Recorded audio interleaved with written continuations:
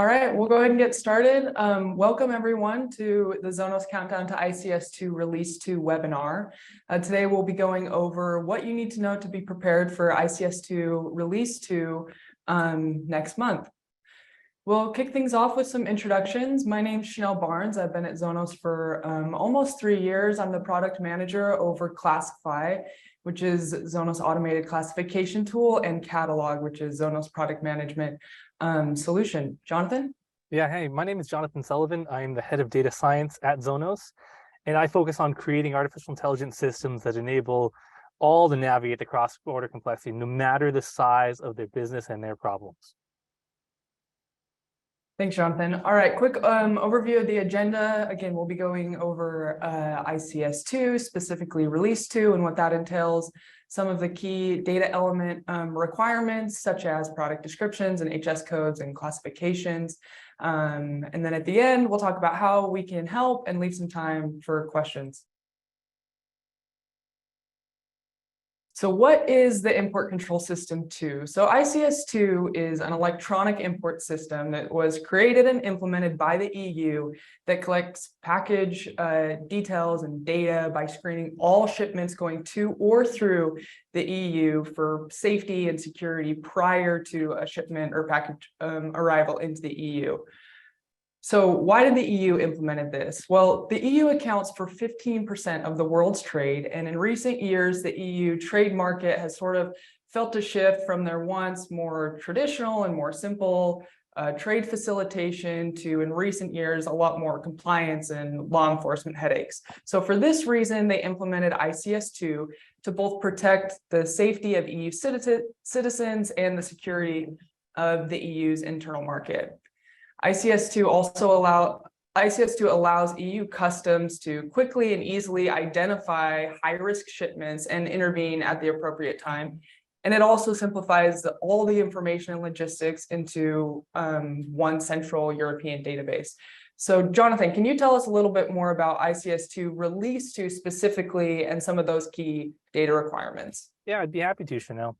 So as you may or may not remember, ICS2 Release 1 actually was released 2 years ago, and this affected postal operators, express carriers, and also third-party postal operators, and really focused on the preload clearance process. That is to say that the European Union wanted to know that anything traveling through or to the EU was safe and didn't pose a risk to air security while in transit. This second phase, Release 2, broadens that scope to also include freight forwarders, logistic providers, and air carriers as well, and focuses not only on that preload portion, but also on general customs security and safety risk assessment as well. As such, all goods that travel through or to the European Union, actually EU and Norway and Switzerland and Northern Ireland, any of those places, is affected by ICS2 Release 2. And there are a few possible outcomes that'll happen here. You'll be prompted to provide more additional information, and based on that information, the EU may request some additional information beyond what you've been provided, request a screening of the goods that are being shipped, or issue an immediate cessation, a do not load order as well. So it's really important from a smoothness of operation that we can comply with ICS2 Release 2 to enable a smooth transition of goods across borders. Chanel, if we go on to the next slide, we'll go take a look at a little bit more detail of the information required to be filed in what's called the ENS, the entity the entry data screening. The ENS data requirements include the things that you are typically sending as part of your shipment, no matter what, such as the name and address of the shipper, the recipient's name and address, the weight, quantity. This is all the bread and butter of just transporting packages, no matter what.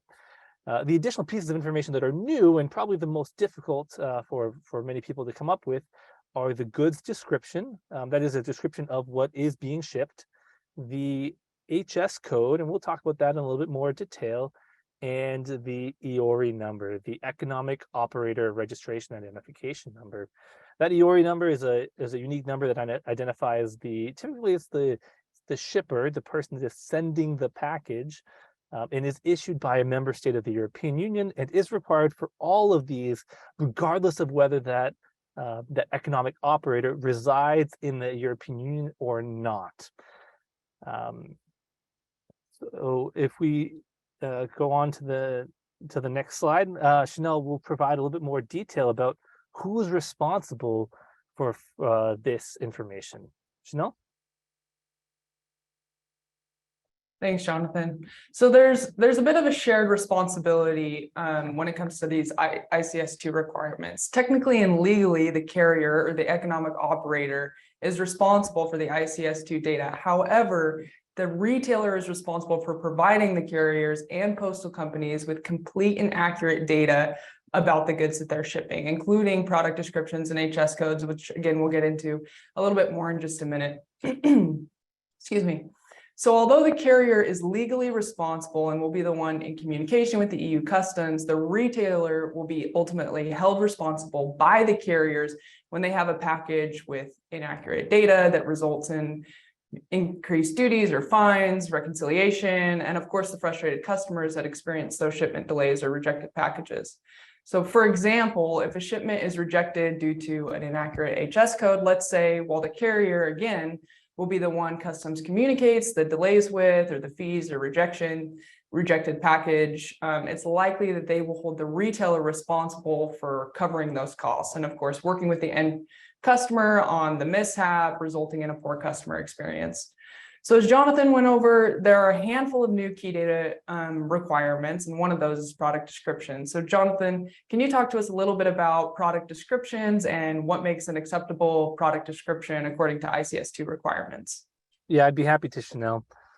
So in just plain English, the European Union defines that an acceptable product description shall be in plain language that describes an item precise enough for customs services to be able to identify the goods in the package. They have further stated that general terms such as clothes, appliances, metal items, etc., those are not specific enough to identify what is in the box.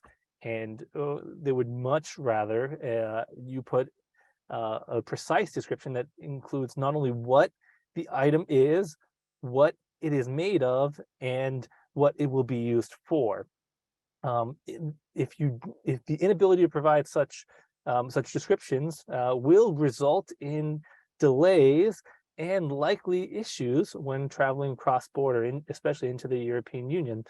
And in fact, the carriers who allow shipments with poor goods to reach the EU may even be subject to sanctions for non-compliance. So it is critical that when you're creating these product descriptions, you take the wealth of information that you have about the product that typically is targeted to the end consumer, that is on your website, for people to identify what the product is, how can I use it, and will it fit my purpose as they're making their purchasing decisions. You need to take that information and summarize it in a concise way that is easy for customs to understand, and in a way that they can't misinterpret what that item is. Now, that's a somewhat challenging and time-consuming problem.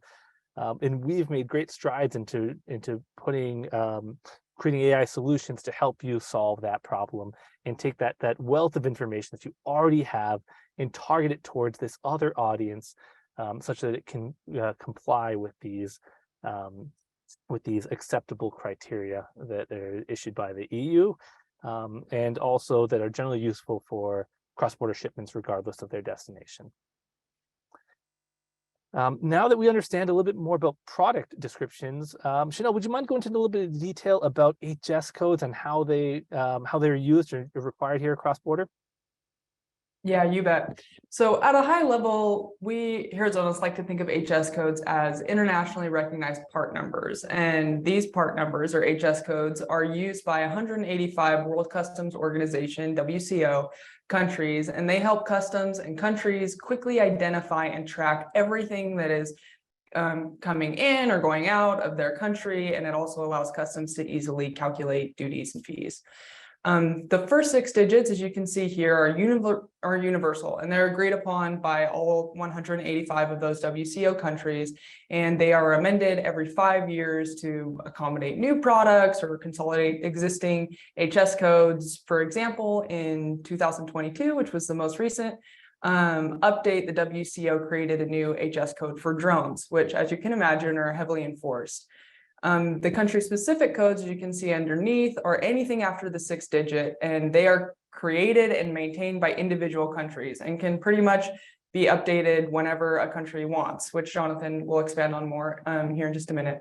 So it's really important to have accurate HS codes, especially now with ICS2, as inaccurate or missing HS codes can result in custom assigned HS codes that typically result in higher duty rates, package delays or rejections, and even fines. So Jonathan, can you dig in a little deeper and tell us about the importance of country-specific HS codes specifically? Oh, you're muted, Jonathan. Thank you. Sorry about that. As Chanel mentioned, these universal HS codes have been agreed upon by the WCO. All 180 some odd countries came together and agreed upon this hierarchy of goods. However, and I guess quite expectedly, it's not the granularity that everyone could agree on as what's important to tax, at the granularity required to levy tariffs, as well as the granularity that they'd like to calculate and collect statistics on goods entering and exiting their borders. As such, each country further subdivides that universal 6-digit HS code into a country-specific HS code. These generally can be 10 digits long. However, it's really the country's prerogative to define that how they will. And so you'll see some cases, some countries where they're shorter or longer, or have numbers or letters or both. And what makes it even more complicated is the fact that countries aren't nice and updating this every 5 years. Their policy agendas tend to vary, and as such, you'll see updates being issued by countries nearly every week. Some countries issuing some update to their tariff schedule, and some countries issue them as many times within the same quarter. And so it can be somewhat difficult to try to ensure that you are up to date and ensure a smooth cross-border experience here. And that's where Zonos can really help simplify and take that burden off your shoulders here. Chanel, could you talk a little bit more about how Zonos can play a role here and help with cross-border? Yeah, sure thing. So we have a solution, an automated classification solution called Classify. And Zonos Classify is an AI-based solution that uses algorithms and statistical models to learn and improve accuracy over time. Classify can generate a classification with as little as an item description, such as the acceptable description used for ICS2 and required for ICS2 that Jonathan went over. But by default, and again, with just a description, Classify will return a 6-digit universal HS code. And with just a description and a destination country, Classify will generate an 8+, as Jonathan mentioned, can go up to 13, 14 digit country-specific HS code. However, while only a description is required to get a classification, we highly recommend adding as much product detail as possible to generate a more accurate HS code, such as category, material, image URL, and a handful of other inputs. Jonathan, can you tell us about how those varying input fields and their quality can impact classification results? Yeah, sure thing. So as Chanel mentioned, our Classify is a multimodal AI system. And what does multimodal mean? It means it uses different pieces of information, different ways of expressing information. So Chanel touched upon the product descriptions, images that can be used of the product, even categorical information, like how you the taxonomy, the hierarchy that you have for your products is super useful and can be used to create accurate and up-to-date HS codes useful for cross-border. But it does require a lot of care, and as such, we've invested a lot of effort and energy into bringing the most advanced solutions in this space of natural language processing, image recognition, and classification to bear. We've made great strides in our natural language understanding and have really, if you think about it, humans have spent their whole lives learning language, understanding the nuances and complexities that are introduced that tend to come to bear, especially when we're talking about really descriptive marketing language that most of us have easily accessible. Things like an oatmeal cup. An oatmeal cup, that might be a cup for oatmeal, or oatmeal might be the color used to describe the cup itself. And as such, as humans, we can kind of parse that out, say, hey, it's unlikely to be a cup only for oatmeal. It's much more likely to be oatmeal color. And so that's how I'm going to interpret that. Similarly, we've invested a lot in our natural language processing, natural language understanding, and can and do in fact understand the nuance of language in the illustrative way in which we tend to describe the world around us, and can bring that to bear for you, and really decode the complexity of HS codes and this cross-border issue. Does that answer your question, Chanel? Yeah, thank you. Another question, Jonathan, can you tell us a little bit about how Classify learns over time and gets familiar with customer data and increases accuracy over time on known data? Yeah, absolutely. I probably should have mentioned this earlier, but we actually invest quite heavily in human classification. That is to say that we have a team of experts here that review painstakingly classifications that we perform, that we would like to get further knowledge in a space, and perform expert classification by hand for these items. Then we take that information, we extract that, find the patterns, and are able to train and improve our models through time globally. Once more, as we onboard customers, we do this for them as well, and we can tune that classification to really understand the nuance of how you describe the items that you have, and take it from great to amazing in terms of the classification performance. And that's really a big asset to have, and a big investment that we continue to make in the product. Awesome. Thanks, Jonathan. All right, let's bring it to life. So next, Jonathan is going to show us an example of a classification request, and also share with us the different ways that Classify can be accessed. Sure, I'd be happy to.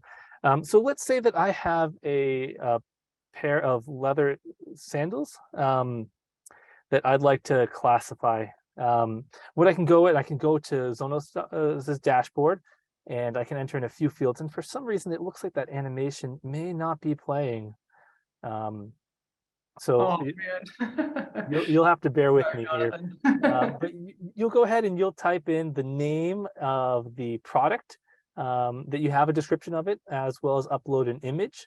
And you can add further detail of the taxonomy that's there, that you might have, any other material composition, etc., that you might have. And you'll hit the classify button, and within less than a second will pop up an answer for that classification code to that specific country that you can take and use for your purposes.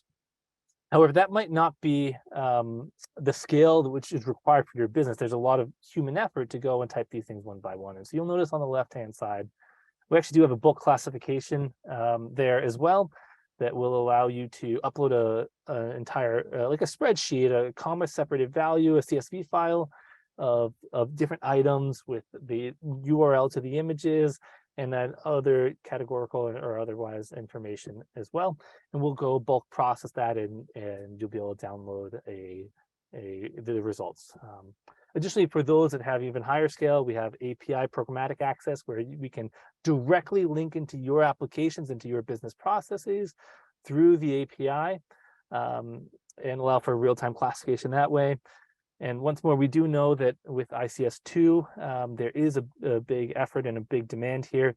And so we are offering one-time classifications via our professional services team. So a real white glove service here to get you up to speed with all things that you need to be ICS2 release 2 ready. Great, thanks, Jonathan. All right, we wanted to leave enough time at the end for questions. We had a few come in. Give me just a second to pick some. Okay, the item names we get from our customers are awful. Can you share more information about how you can help with product descriptions? Jonathan, I'll let you take that one. Yeah. So I talked about this a little bit. I apologize for not going into more detail, but most people that sell things online, and that's a lot of what these cross-border shipments are, is e-commerce items that have been purchased and are being shipped to the consumer. They have amazing descriptions about these, and we're very flowery, we're very descriptive with the way we market things. However, those we've actually noticed this in the past for our own customers can be quite problematic for customs and lead to delays. If you describe the jeans that you have as bronze waxed jeans, though that's really interesting, but bronze and wax, and it's really confusing what that is. It would be better to be able to describe them in a very, very terse manner. So we've developed a proprietary AI system that will go ahead and summarize that very descriptive language into something terse, just to say short, to the point, and in a way that can't be misunderstood as it crosses the border, and that can and does smooth over the process. And so something like that would be very applicable here for goods descriptions for ICS2 release 2, but also just in general is helpful for the commercial invoice and the custom description that's used cross-border. Great. And that is something I don't think I mentioned that with our professional services offering, we will be opening up as well, so you can take advantage of that via that offering. Thanks, Jonathan. All right, next one. I classified all my products in 2021 and haven't updated them since. How often do you recommend updating HS codes? I can take this one. If you're classifying to the 6-digit, we recommend at a minimum reclassifying your product catalog every 5 years. As again mentioned earlier, that's how often the WCO updates their universal tariff schedule. And it's really easy and common for customs to flag codes that have been deprecated and are no longer active. But at a minimum, if you do it every 5 years, if you're only classifying to the 6-digit, you should be okay. Classifying beyond the 6-digit at the country-specific level, which we recommend for accuracy and compliance purposes, that can get a little more hairy depending on the categories that you're shipping, or depending on the countries that you ship to. Because again, as mentioned earlier, those can vary in countries, as Jonathan said, can make updates every monthly even. So that one we recommend. We have documentation on that at docs.zonos.com, or checking out the WCO website to really dig into the countries you ship to and see how often they're making updates to their tariff schedule. Jonathan, do you have anything to add to that one? Yeah, I just say that, this is going to be a spectrum for those country-specific codes of your risk tolerance. What I recommend is getting on a schedule, right? There's, tens of millions of these codes out there that are being updated by all sorts of countries, and it's almost impossible for you to keep up with that on your own. So just get on a schedule, get in the habit of regularly reclassifying these goods, confirming their validity, and that will be the best to smooth that cross-border process for you. Thanks, Jonathan. All right, Jonathan, I'll let you take this next one too. How do I know whether or not my packages are going through the EU, and what do I do? Yeah, so if they're going to the EU, or you should know, right? Obviously, they're the destination. But if they're going through the EU, that might be something you might not know a priori. That means you might not know it before you actually ship the package. Contact your carrier. They might know, they might be able to tell you, but they might also not. Their routes can and do vary at times. What I'd say here is the pieces of information that are required for ICS2 Release 2 compliance, those are mostly required for customs processing in general. So if you're afraid, if I'm, for example, shipping a package from the US to the Middle East, and I don't know if perhaps there's going to be a layover in Germany, let's say, which would trigger ICS2 Release 2 applicability here. If I don't know if that's going to happen or not, I might as well be prepared, right? Because I can get the HS code, I can get the the goods description, I can give that information to my carrier, I can have an EORI number, because there might be customers of mine that reside within the EU anyways, so I can have that information and be prepared. And that's really just going to make a better experience overall for your cross-border shipments, regardless of whether they happen to be going to or through the EU. Being prepared here is only going to have benefits for your customer experience. Thanks, Jonathan. Also got a couple questions about how to take advantage of the one-time classification request. If you go to Zonos.com and visit our professional services page, you can reach out and we can get your information and figure out the logistics of getting that one-time bulk request to you. So Zonos.com, professional services for that.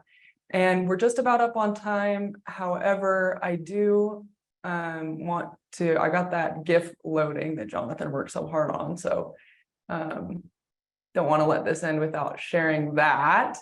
So Jonathan, do you want to just quickly, let me share my screen and hopefully it loops enough for everyone to see.